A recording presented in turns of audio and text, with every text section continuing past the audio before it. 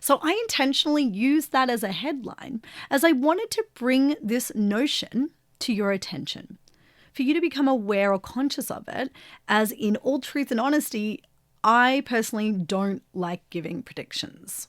I never have, not with doing readings or using my intuition and sharing it with people. You see, predictions are not always 100%. They are just a probability of something happening based off of the current trajectory of the timeline that we are on or in, or the energy that we're in. And what happens can change. It may or may not happen depending on what actions we take or what shift in beliefs that we have. So not all predictions will necessarily come true or manifest, either individually or personally for you, or collectively, due to these very reasons. It's also important to note that when we share our predictions with others or hold too much focus or attention or emphasis onto them, well, then it can actually influence it from actually manifesting.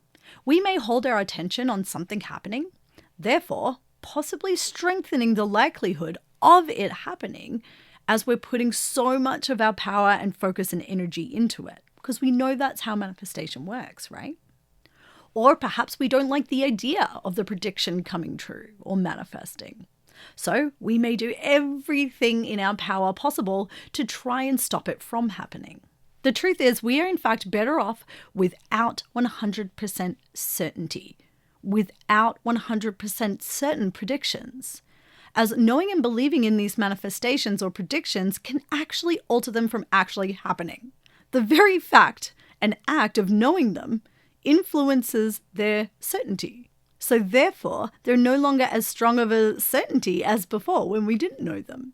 It's quite the paradox. And it always brings me back to that quantum physics law of the observer effect, where at a quantum level of our physical reality, a photon or an atom literally changes form. It changes from a particle into a wave, or vice versa, just through the very act of being observed consciously or measured in some way.